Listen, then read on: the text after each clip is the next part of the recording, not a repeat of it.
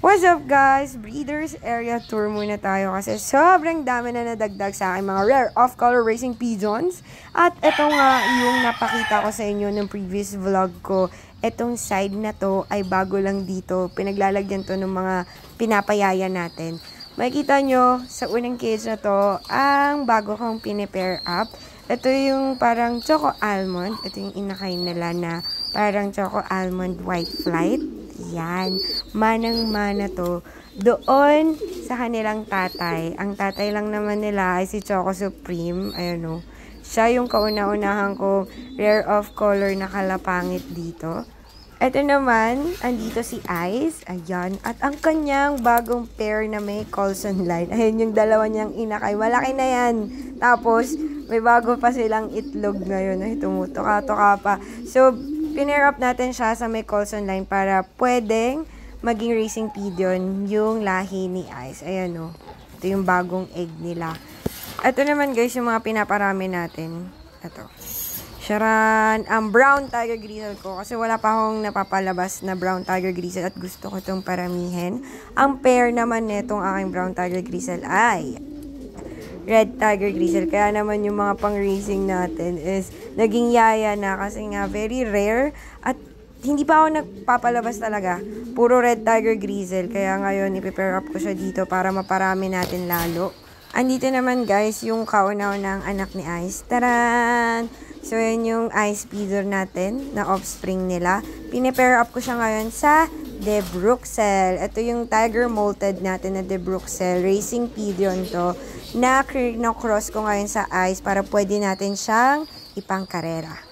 Ito naman guys, yung Muliman natin na pair niya, si TG. May nililimliman to guys, pero hindi sa kanila. So in short, yaya lang sila ng yellow tiger grizzle. Kasi sa itlog ng yellow tiger grizzle yan. Ito naman guys, yung tatay ni B. Recessive yellow to. Pinair up natin sa red tiger grizzle kasi nga, hoping ako na mapalabas natin ay yellow tiger grizzle. So, recessive yellow plus red tiger grizzle, baka makapaglabas sila ng yellow tiger grizzle. So, yan yung mag-pair ngayon. Tatay ni Bian. And then, ito guys, yung nag-iisa kong yellow tiger grizzle. Yan yung pinaparami ko ngayon bukod sa brown tiger grizzle. Nag-iisa lang yan. Tignan nyo, sobrang ganda niya. Pinair up ko siya sa brown tiger grizzle. Ayan, silang dalawa. So, yung inakay nila, hindi pa rin siya nag-yellow. More on brown side. Kita nyo? Yan o. Diba? Maana sa brown tiger grizzle. Masyadong mailap sa akin yung yellow tiger grizzle. Kaya dito sa loft natin, sa PBB loft, Alfresco loft, and Loftanza, ito lang yung yellow tiger grizzle ko. Ayun, sobrang ganda niya. Nag-iisa lang siya. Kaya sana maparami ko. Baka naman, guys. Hindi ko naman kayo pinipressure, pero baka naman mabigyan niyo ako. Dito tayo sa baba. Dito tayo guys sa baba. Ang top producer ko. Grabe kasi magbigay itong red tiger grizzle ko. Sobrang consistent. Tignan nyo naman. Pang ilang inakay niya na yan. As in magkakamukha talaga sila. Oh, si 99, si 89, si 10, tsaka si 11. Ayan oh. Magkakamukha sila. Yun yung bago niyang batch. Diba? Ang ganda. Kaya yun yung top producer. Ito naman guys yung barless natin. Ang hirap niya maglabas ng barless. Kasi pangatlong clutch na to guys. Tignan nyo. Ito na yung pang third clutch nila. At palaging red bar yung lumalabas. Ang pair netong barless ko, ito, si Lemon. So ayan guys. So next naman tayo. Dito tayo sa aking Muliman.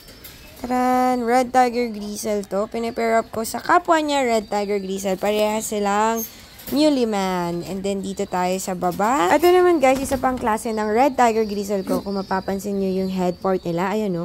May mga white. So, iba ito. Ibang klase to sa Muleman natin na red tiger grizzle din. Tignan nyo, ganda. Pang show yan guys. Ito naman guys, yung aking Colson line. Ayan o. Andalusian yan guys. Meron na rin siyang dalawang inakay. At syempre, ang pair niya, yung nanay ni B. Actually, yung inakay niya, nagmana dun sa Colson line. No? Tignan nyo. Walang nakuha sa nanay ni B. Dito naman tayo guys sa aking Colson line, X De Bruxelles na red bar. Ayan, naka-pair up siya sa black tiger grizzle. Dito naman tayo sa kabilang part ng ating breeders area.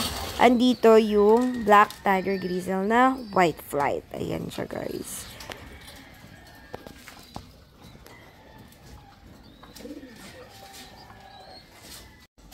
May inakay na to guys, ito. Ayun, kaka-hatch lang yan guys. Sobrang ganda ng pagkaka-Black Tiger Grizzle nito. Tapos, ang ganda din ng pair niya. Kaya sana, maganda din yung kakalabasang kulay nung mga inakay nila ngayon. Abangan natin yan pag nag-molt na sila. Andito pa yung gusto ko rin paramihan sa ating loft, ang white bar. So, ash gray ito. Si Abo yan. Ito yung kanyang pair. Pareha silang white bar. Dito naman tayo sa cage nila Kalaimo. Itong aking Kalaimo with the boots. Meron na naman po siyang bagong class. Taran! Kapatid to nila Dos. Feeling ko mana na naman sa kanya. All black na naman. Tapos andito si Balmond. Sobrang sipag nito. Ayun o. Pinapakain na naman niya ang kanyang bagong clutch. Ang dami na rin niya ito na-produce. At tingin ko pangatlong clutch na rin ito ni Balmond.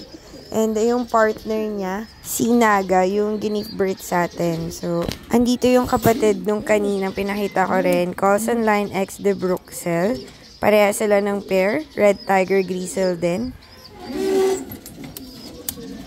Tapos, ito naman, another anak ni Ice Speedon. Ayan o, red bar siya. Diba? Red bar, pero yung itsura niya, Ice Speedon, nag-red bar lang talaga siya.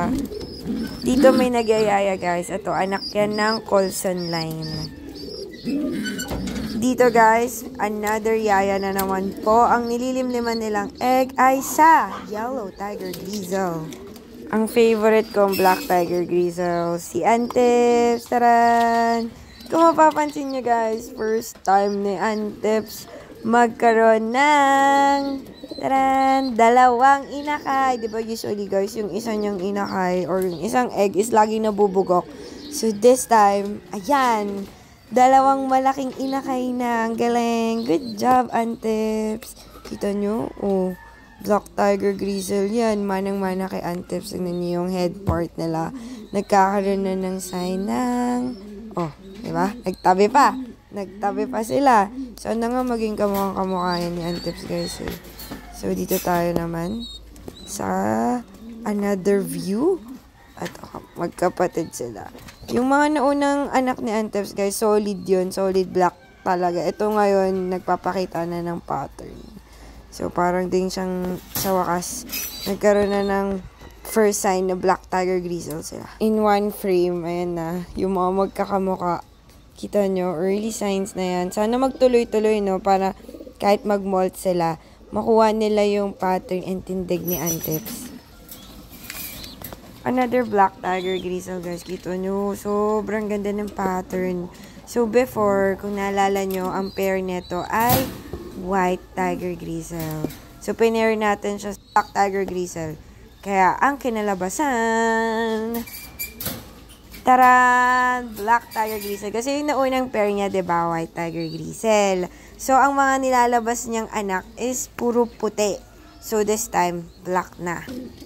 Dito naman tayo sa mga social kong yaya. Ayan daw si Saddle. Naging yaya na din siya ng Red Tiger Grizzle ko. At, eto din. Yung dalawang white na yan. Oh. Yaya lang yan ng Red Tiger. Sabi ko sa inyo, pinaparami talaga natin dito ay Red Tiger Grizzle.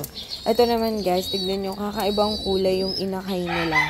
Ay, yung dalawang yang magkatabi na yan. Tignan nyo to.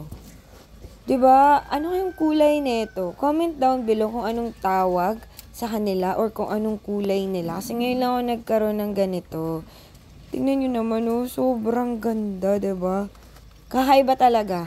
So, comment down below. Next naman ay Black Tiger Grizzle na white flight. Meron na silang dalawang egg. So, hindi yan pinapayaya. Sa kanila talaga yan. Pero etong susunod na papakita ko. Taran! Yan, si SJ Okinawa. Ang nililimliman naman nila ay ampon nilang Black Tiger Grizzle na egg. So, yun yung partner niya. And, di ba mga racer yung mga niyayaya na natin dito. Mga social yung yaya ko. Ito din. Yan, si Agilus, yung saddle natin. Yaya na din yan. Di ba? Ang social ng mga yaya natin. Speaking of mga yaya, punta naman tayo sa lugar talaga ng mga yaya. Dito yun, yung bagong part or extension ng ating breeder's love. Yung kulungan ng mga manok. Yung mga manok, ayan, pakalat-kalat. Tapos ito yung mga yaya nila. Ayan, yaya ng mga red tiger grizzle. Kasi nga guys, pinaparami natin yung mga red tiger grizzle. Ito, kabila. Ano din to? Egg ng red tiger grizzle. Ito din, social na yaya. White tiger grizzle. Yan, kasama niya pedring. And another yaya. Ito, mga off-color racing pigeons ay mga yaya natin. So, ayun lang muna guys, yung mga update dito sa aking breeder's love. Ayun, another last na yaya. Rare off-color din yan. So, that's it muna guys for today's episode. See you guys on my next vlog.